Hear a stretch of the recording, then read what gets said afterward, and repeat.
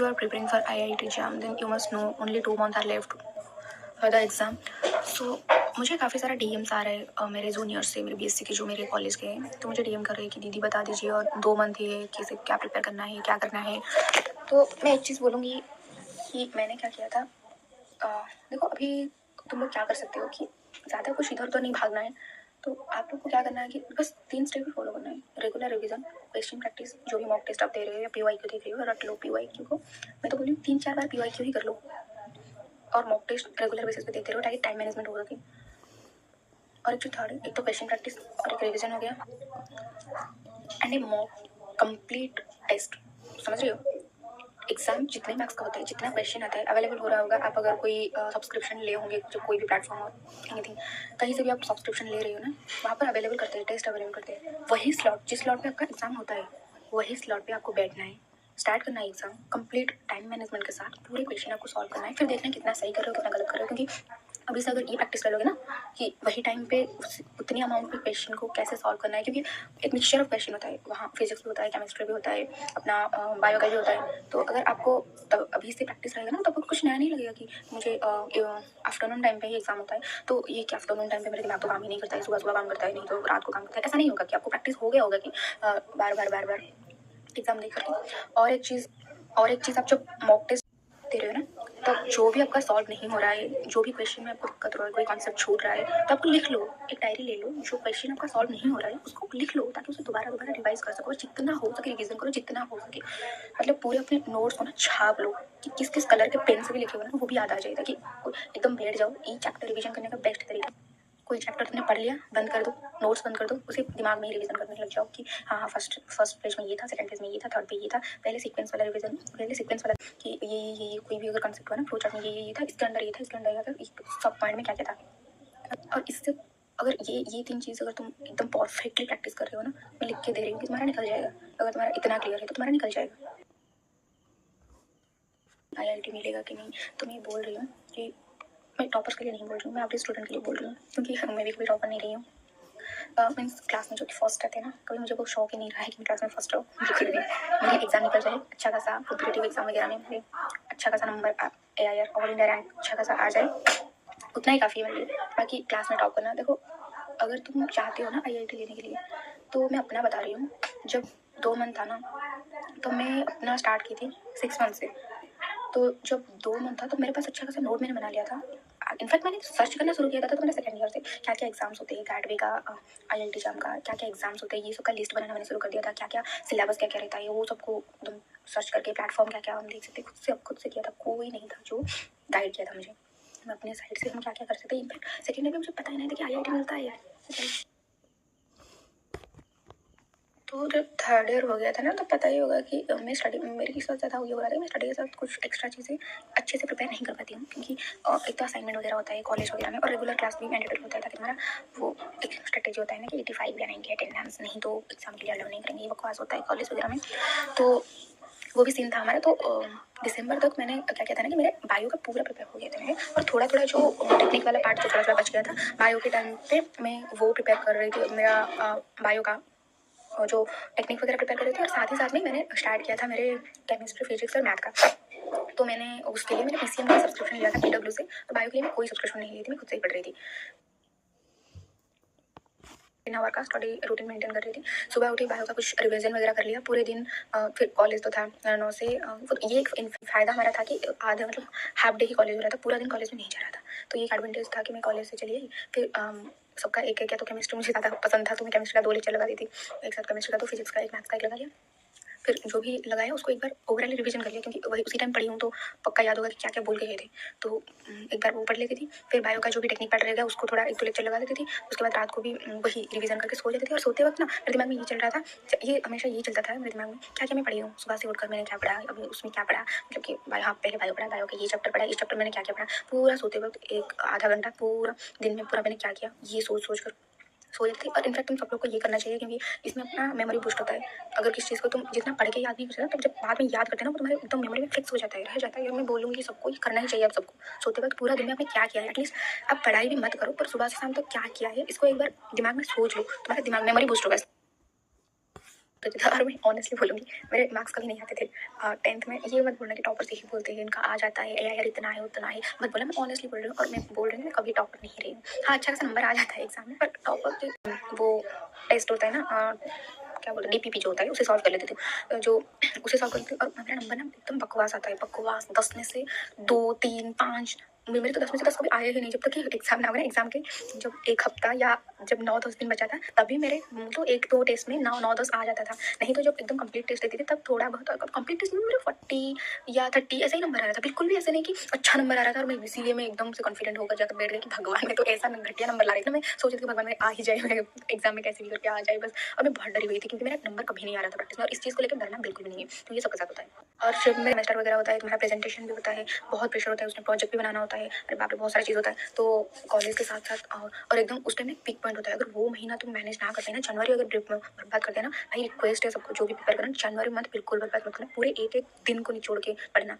क्योंकि जनवरी के बाद फेब आ जाएगा ना, फेब्रुआरी में सारा एग्जाम उसके बाद एकदम लग जाएगा। क्योंकि मैंने पहले तो देखो आईआईटी एग्जाम, उसके बाद ही बाद फेब में ही गेट का आ जाएगा लाइफ साइंस बायोटेक का, उसके बाद उसके अगले मंथ एकदम सीवीटी का गार्ड भी आ जाएगा। उसके बाद तुम्हें पढ़ने का टाइम ही नहीं मिलेगा। उसके बाद सिर्फ नोट देखो एग्जाम में बैठो, नोट देखो एग्जाम में बैठो, ऐसे ही होगा। पूरा नोट रिवीजन करने का टाइम ही नहीं मिलेगा। और उसके बीचों बीच में भी सेमेस्टर आ जाएगा, फाइनल सेमेस्टर एकदम पैक हो जाओगे। तो जनवरी को एकदम से यूटिलाइज करना, बिल्कुल बर्बाद नहीं जाना है। तो मेरा एक हुआ था कि जनवरी के मंथ में एकदम हालत ख़राब हो गया था एकदम, क्योंकि मेरा तबीयत बहुत बिगड़ गया था, मुझे घर पर रहना पड़ा क्योंकि मेरे कॉलेज घर से काफ़ी दूर है। तो मुझे थोड़ा मेडिकल इशू वगैरह हुआ था।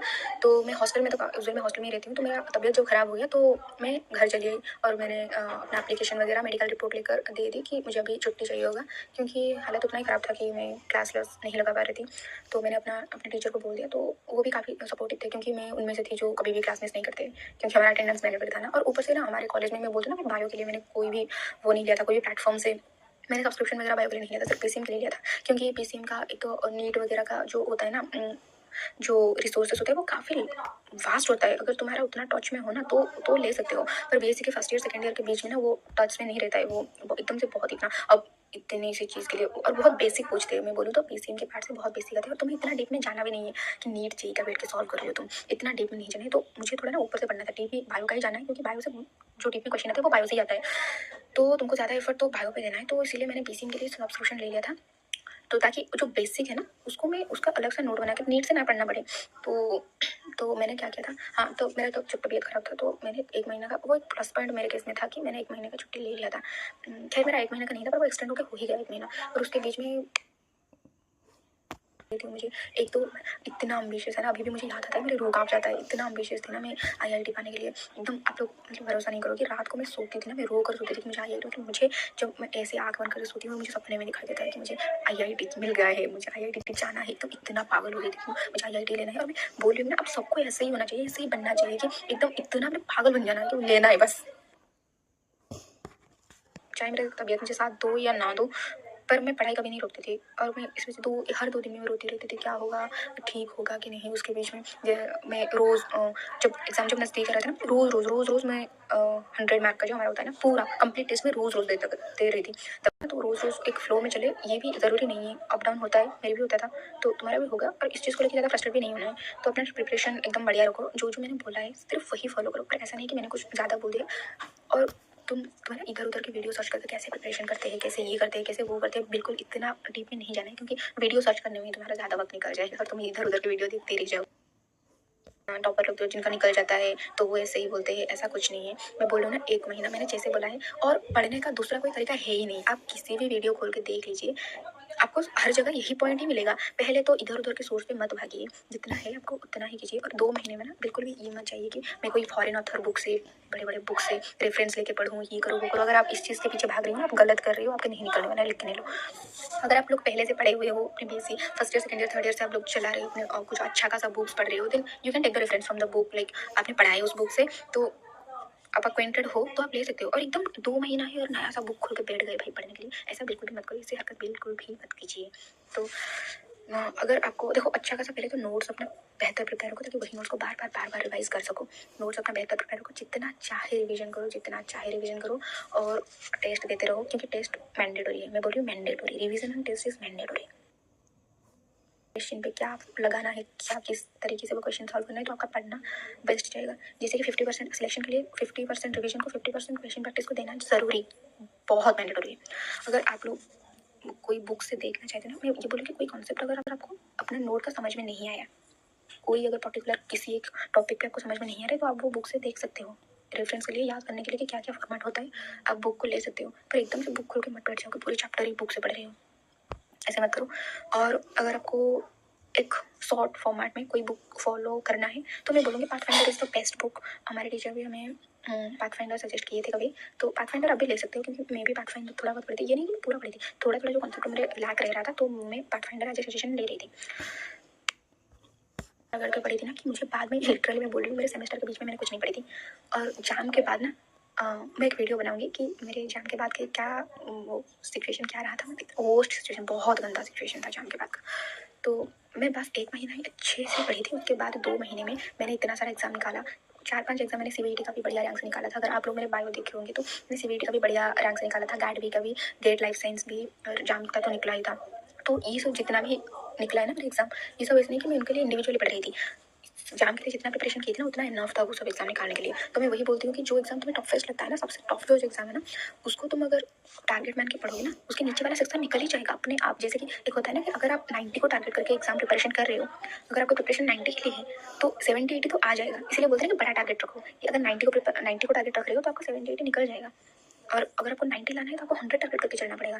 तो ऐसा ही रखो कि आईआईटी जब सबसे टफेस्ट है तो उसको टारगेट करके निकाल पढ़ोगी, तो उसके बाद का गार्ड भी के लिए थोड़ा सा ही एक्स्ट्रा लगता है पढ़ने के लिए, 1-2 चैप्टर ही कुछ एक्स्ट्रा ऐड हुआ होगा, बायो इन्फॉर्मेटिक्स वगैरह, स्टार्ट भी होता है आईआईटी से में, खैर छोड़ो। वो थोड़ा 1-2 चैप्टर ही एक्स्ट्रा ऐड होता है और कुछ नहीं होता है। बाकी सीयूईटी और उसके लिए थोड़ा सा ही देखना पड़ेगा, वो तो बीच में ही तुम देख लो, क्योंकि अगर ऑफकोर्स तुम्हारा सब कुछ तो प्रिपेयर हो रखा है, तो 1-2 चैप्टर तुम देख ही सकते हो। नहीं था क्योंकि देखो, अगर तुम लोग एग्जाम दे रहे हो तो तुमको पता ही होगा कौन सा इंस्टीट्यूट तुम्हारा ऑर्गेनाइज कर रहा है। तो हमारे टाइम पे आईआईटी दिल्ली ऑर्गेनाइज कर रहा था, तो मैंने प्रीवियस जो भी ईयर में आईआईटी दिल्ली लिया था ना, एग्जाम कंडक्ट कर रहा था, तो मैंने उसको सर्च करके देखना शुरू कर दिया था। तो मुझे पता चला कि 2013 और 17 में आईआईटी दिल्ली कंडक्ट किया था। तो उसका एग्जाम पेपर में ना थोड़ा जो क्वेश्चन वगैरह था ना, उसमें पक्का ऐसा था कि हमारे सिलेबस था ना, एक तो क्वेश्चन एक्स्ट्रा जरूर वो डालता था। तो मुझे भी पता था कि हमारे में जो क्वेश्चन आएगा ना, तो उसमें 1-2 तो मुझे एक्स्ट्रा ज़रूर देखने को मिलेगा, क्योंकि पिछले 2 साल में जब भी आईआईटी दिल्ली कंडक्ट किया था, तो वो 1-2 क्वेश्चन एक्स्ट्रा में ज़रूर डालता था, जो कि एकदम या तो हमारे टॉपिक से बाहर होगा, नहीं तो बहुत रेयर टॉपिक से वो पूछता है। तो मुझे पता था, और हमारे केस में यही आया था। मुझे पता था मैं छोड़ दिया, जो भी एक्स्ट्रा वो डालेंगे तो मुझे छोड़ के आना पड़ेगा। तो जब मैं एग्जाम लेके निकली थी ना, तो इतना डिसअपॉइंट थी कि पता नहीं क्या, क्योंकि मुझे पता नहीं था कि हमारे मतलब मेरी जो हालत है वो सबके साथ होने वाला है। तो जब मैं एग्जाम लेकर आ रही थी तो मुझे इतना डिसअपॉइंट हुई थी कि भाई मैंने इतना मेहनत की थी कि भगवान कहाँ हो आप, इतना मेहनत की थी फिर भी मुझे नहीं मिल रहा है बस, क्योंकि मैं अपने एग्जाम से सेटिस्फाई नहीं थी। तो मैं जब आई बाहर ना, लिटरली उसके शायद 10-15 दिन, एग्जैक्टली मुझे याद नहीं आ रहा है, तो 10-15 दिन ही था, गेट लाइफ साइंस का हुआ था। मैंने बुक ही टच नहीं किया था, क्या बोलिए, मैंने नोट्स ही मैंने बिल्कुल टच ही नहीं किया था। और उसके बाद मैं गेट में ऐसे ही चली गई, क्योंकि मैं इतना डिसअपॉइंट हो गई थी कि मैंने सोचा इतना मेहनत करने के बाद अगर फ़ायदा ये मिल रहा है तो मैं क्यों ही पढ़ूँ, बिना मेहनत करके जाकर बैठती हूँ, फिर जो होगा देखा जाएगा। क्योंकि अगर किसी चीज़ को तुम एकदम शिद्दत से एकदम इतना तुम बोलते हैं ना कि जी जान लगा कि उसके पीछे भाग रही हो, और मैं सपना देख रही थी, लिटरली मैं सपना देख रही थी कि आईआईटी मुझे मिल गया है, ये मतलब उस लाइफ को अगर मैं इमेजिन कर चुकी थी, और उसके बाद एग्जाम में इतना वॉश करके आई हूँ मेरी, तो मुझे लगेगा ये ऑफकोर्स एकदम ट्रॉमा लगा था मुझे। तो मैंने गार्ड में जेट एक्सेल में बिना पढ़ के मैं गई थी गेट एक्सेल। तो भगवान मेरा प्रिपरेशन इतना सही था कि वो भी अच्छा खासा रैंक से निकल गया, पर मैं बिना पढ़ गई थी। इसलिए तो मैं बोल रही हूँ कि जनवरी को पूरा यूटिलाइज करो, ताकि उसके बाद तुम पढ़ो ना पढ़ो, तुम्हारा दूसरे का बाकी जो एग्जाम है वो निकल जाएगा। तो वो सुनाई दे रहा था मुझे, हमारे कान को मेरे हाथ में सुनाई दे रहा था जब भी रिजल्ट जब अनाउंस हुआ था ना। तो पहले तो वो वेबसाइट पे सब कुछ आ रहा था, पर रैंक को छोड़ के मार्क्स वगैरह सब दिखाई दे रहा था, पर रैंक नहीं दिख रहा था भाई। तब वो एक अलग सा जो होता है ना, डर के माहौल में ये लग रहा है कि तुम्हें शौक लग रहा है एक तो डरी हुई ऊपर से शौक। फिर मैंने सर्च करना शुरू कर दिया कि यूट्यूब से कि किसका क्या रैंक हुआ है, क्योंकि 1-2 का तब मतलब पहले 1 मिनट के लिए शायद रैंक शो हो रहा था, उसके बाद ही बंद हो गया। तो मैंने सर्च करना शुरू कर दिया कि एक होता है ना, अंदाजा लगा लेते हैं कि हम इतना होता है मार्क्स, तो किसी का अगर एआईआर कुछ होगा तो उसके अकॉर्डिंग तुम्हारा मार्क्स इतना है, तुम्हारा कितना आया हो तुम अंदाजा लगा सकते हो। तो मैंने इसलिए 1-2 में देखना शुरू कर दी, तो मेरे मार्क्स के अकॉर्डिंग मुझे इतना कुछ अंदाजा नहीं लगा था। उसके बाद वो लिटरली जो इवनिंग मोमेंट था ना, तो मैंने जब ऐसे खोला वेबसाइट, जब सबका एआईआर शो हो रहा था, सबका रैंक शो हो रहा था, तो मैंने जब खोला और मैंने देखा कि एआईआर 21 है, literally that was the point one. मतलब मैं हंसूं या रो मुझे समझ में नहीं आया कि एआईआर 21 कभी, मतलब मैं सोच भी नहीं सकती थी कि इतना होगा, क्योंकि मुझे पता ही नहीं था कि इस साल का पेपर इतना वो आया है, टफ आया है कि मैं सोच रही थी मेरा ही गंदा आया है, बाकी दूसरों का अच्छा होगा, पर सबका ऐसा ही आया था। तो हाईएस्ट स्कोर भी सब कुछ इधर उधर के कमेंट भी करते हैं कि पढ़ ले बहन, ये कर ले वो कर ले। मैं उनको ये वीडियो से क्या मोटिवेशन मिलता है। पहले बात तो मोटिवेशन अगर तुम लेना चाहती हो ना, तुम्हें खुद में होना चाहिए वो कि तुमको कहाँ जाना है। अगर तुम्हें आईआईटी बॉम्बे लेना है ना, तो उस लेवल का मोटिवेशन तुम्हें होना चाहिए। तुम्हें किसी दूसरों को देख के मोटिवेट नहीं होने की जरूरत नहीं है, तुम दूसरों को देख के मोटिवेट होने की। और मुझे वीडियो वगैरह डाले ना, अगर तुम उसे आज मोटिवेशन लो, क्योंकि तुमको पता है आईआईटी बॉम्बे में कैसे पढ़ाते हैं, उनके प्रोफेसर वगैरह, तुम्हें उसका कैंपस भी काफ़ी अच्छे से पता होगा। आईआईटी बॉम्बे ऑफकोर्स छोटा मोटा इंस्टीट्यूट है नहीं कि वहाँ मतलब अच्छा खासा पढ़ाई नहीं चल रहा होगा। तो वहाँ का पढ़ाई ये है कि मेरे वीडियोस डालने की मोटिव ये है कि पढ़ाई के अलावा भी इतना सेलिब्रेट करते हैं बच्चे, इतना अच्छा कैंपस, इतना अच्छा एनवायरनमेंट तुम्हें मिलेगा ना, एकदम फ्रीडम सा मिलेगा तुम्हें। तो उस चीज़ को तुम पॉजिटिवली लो ना कि इतना हो रहा है कि हाँ भाई मुझे भी यहाँ जाना है, मुझे भी ये सब एंजॉय करना है। तुम इस चीज़ को आज मोटिवेशन ले लो। तुम ये क्यों देख रहे हो कि मैंने क्या अपलोड किया, मैं कितना घूम रही हूँ, मैं ये कर रही हूँ वो कर रही हूँ, क्योंकि भाई मैंने एक बार वो स्टेज से आया है तब भी मुझे ये मिला है। समझ रहे हो। यूजुअल मैं ऐसे तो वीडियो बनाती नहीं हूँ, नहीं मैं फर्दर अपलोड करूँगी ऐसे वीडियो कि आप लोगों को कितना कैंपस फैसिलिटी मतलब कितना मिलता है यहाँ का। मतलब पोकबल कैंपस है भाई, मैं लिटरली ये बोल रही हूँ ना, आपका लाइफ ही खुल जाएगा एक बार यहाँ होगी तो। जो इंटर्नशिप प्लेसमेंट सीजन होता है ना दिसंबर में, तो वहाँ का कोऑर्डिनेटर हो, एनी पीओ और पोजीशन, भाई बहुत कुछ है यहाँ। कैंपस एक्सप्लोर एक बार करो तुम लोग। मैं बोल रही हूँ आप लोग एग्जाम निकालो, यहाँ आओ, फिर आपको पता चलेगा कि लिटरली आपके जो कैरियर में जो बूस्ट होगा ना वो यहाँ आके होगा। और हाँ, मैं ये नहीं बोलूँगी कि हर किसी को सबको अपना अपना कैरियर मिल जाएगा। हाँ ऑफकोर्स सबको एफर्ट तो डालना ही पड़ेगा, हर चीज़ में तो वो होता ही है, एफर्ट डालना ही होता है। तो पर उसके साथ पढ़ाई के साथ साथ भी बहुत कुछ है यहाँ करने के लिए कैंपस में। तो मैं बस कैंप पढ़ाई को छोड़ के कैंपस में क्या आउटर होता है मैं वो दिखाना चाहती हूँ बस। और इसको नेगेटिव ना लेके मैं रिक्वेस्ट करूँगी कि जो भी मेरी वीडियोस देखते हो ना, तो इसको आज पॉजिटिव सोच लो। तो मैं कुछ भी अपलोड करती हूँ, मैं बस दिखाना चाहती हूँ कि हाँ क्या होता है। ये मेरा इंटेंशन नहीं होता कि मैं पढ़ाई वढ़ाई छोड़ के एकदम भागती हूँ। Finally all the best to those who are appearing for IIT JAM exam this year. And हाँ अच्छे से पढ़ो, और क्या जो बोला है ना उसको प्रॉपर्ली फॉलो करो। क्योंकि मैं ना कोई टॉपर जैसे गाइड कर रही हूँ, मैं एकदम नॉर्मल, आपके बड़े दीदी ले लो, मेंटर ले लो, कुछ भी ले लो, मैं एक कैजुअली गाइड कर रही हूँ जिसको तुम लोग आज रेफरेंस ले सकते हो। क्योंकि काफ़ी बच्चे ने मुझे बोला था, तो मैंने सोचा कि वीडियो ही बना लेती हूँ इस पर। तो देखो मैंने जो बोला है ना, अगर आप उसे सुन रहे हो ना, उसके बाद आपको किसी दूसरे मतलब सर्च वगैरह करके देखने की जरूरत नहीं है, बस इसी को ही फॉलो करो। 110% बोल रही हूँ, आपका निकल जाएगा अगर आप उतना लिटरली उतना डेडिकेटेड होकर पढ़ रही हो तो। सो बस इतना ही फॉर नाउ, बाय बाय।